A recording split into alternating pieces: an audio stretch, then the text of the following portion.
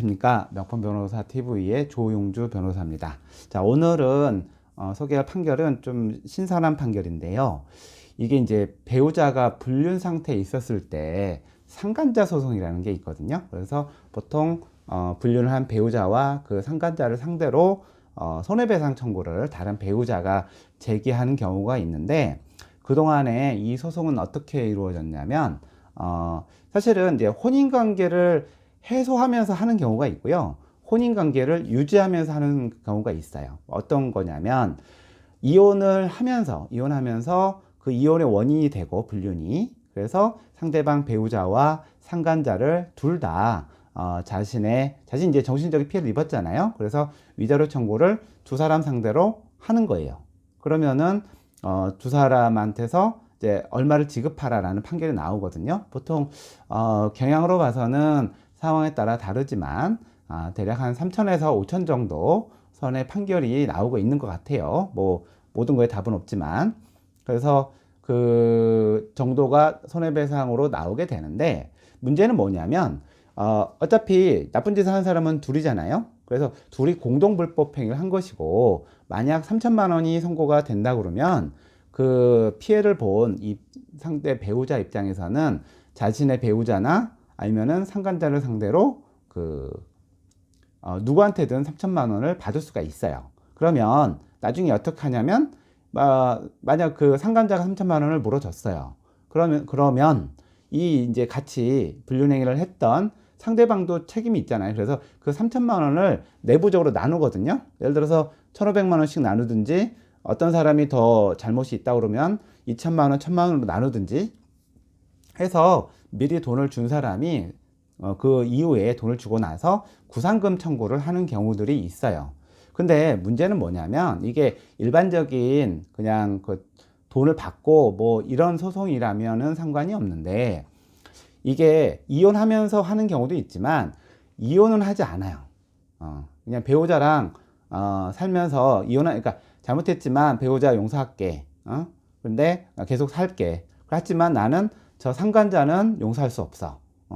그래서 그 상간자만 상대로 소송을 제기하는 경우에, 앞에서 말씀드린 것처럼 3천만 원을 이렇게 선고하게 되면 그 상간자는 자기가 3천만 원 물어주고, 다시 이 결혼 생활을 하고 있는 다른 배우자를 상대로, 그러니까 자기랑 같이 불륜을 했던 사람을 상대로 다시 부담분 1,500만 원이나 2천만 원 내놓으라는 소송을 또 하게 돼요.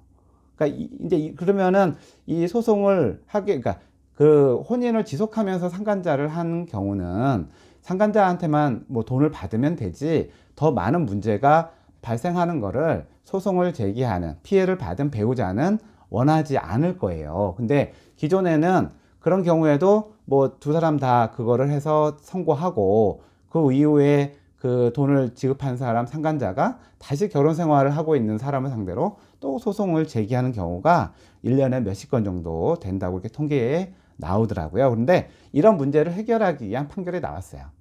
이번에 판결의 요지는 뭐냐면, 이렇게 공동불법행위에 있어서 뭐 전체적인 불법행위에 대한 거를 청구할 수 있긴 하지만, 법원은 만약 그 배우자, 뭐 부정행위를 한 배우자와 이 소송을 제기한 배우자가 같이 그냥 계속 산다라는 사정이 된다면, 그 상간자한테 그 손해배상을 청구했을 때 이렇게 공동불법행위에서 전체 금액이 아니라 그 내부 분담, 그 금액만 선고를 해서 다시 이 사람이 뭐 같이 살고 있는 배우자를 상대로 소송을 제기할 필요가 없게 하는 그런 판결을 내렸어요. 이 사건은 뭐냐면, 이 남편은 이제 한국에 있고, 그 다음에 부인은 이제 미국에 갔었나 봐요. 근데 가 있는 사이에 남편이 인터넷으로 어떤 여자를 만났어요. 그래서 부적절한 관계를 가지고 있었는데, 이 이제 여자가 들어와서 그러한 사실을 알고, 그 위자료 소송을 제기했어요. 그런데 이혼은 안 하고, 이혼을 하면 뭐 둘 다 제기하면 되는데, 이혼은 하지 않고 오히려 부적절한 관계를 가진 상간자인 여자를 상대로 5천만 원의 위자료를 달라는 소송을 했어요. 근데 이제 판사가 이 내용을 보니까 뭐 어차피 이런 불륜이라는 게 뭐 한 사람만 책임 있는 게 아니잖아요. 두 사람 다 책임이 있는데 이 왜 만났고 어느 정도 관계를 가졌고 했는지를 따져보니까 남편이 더 잘못한 것 같아.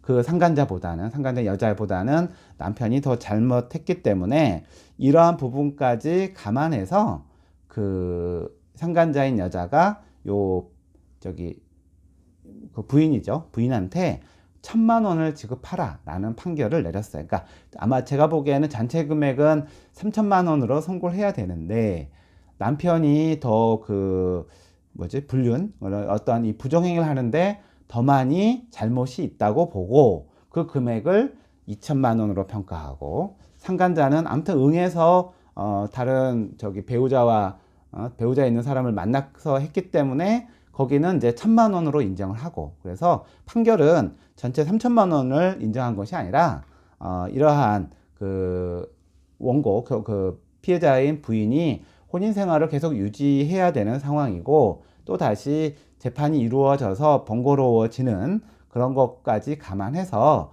그냥 상간자인 여자가 1,000만 원만 부담하라라는 판결을 내린 겁니다. 그래서 뭐 어떻게 보면은 깔끔한 해결이기도 해요.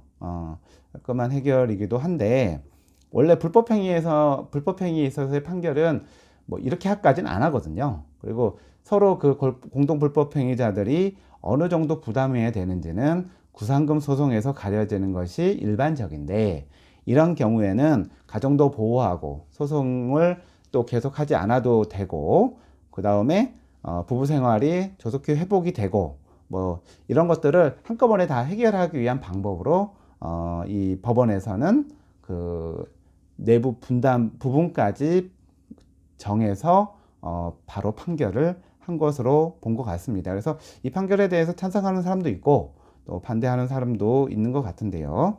근데 아무튼 이 부부 관계가 정상적으로 유지되는 경우에는 이러한 결론의 판결도 뭐 나쁘지 않다. 뭐 괜찮다라는 생각도 저는 듭니다. 다만 뭐 이혼하는 경우에는 두 사람 다 해가지고 전체 금액이 나오겠죠. 근데 그 두 사람이 계속 정상적인 계속 혼인 생활을 유지할 의사가 있다면 이번에 나온 판결과 같이 선고하는 것도 나쁘지 않다라는 생각이 듭니다. 이상 그 새로 나온 그 상간자 소송에 대한 판결을 소개해 드렸습니다. 감사합니다.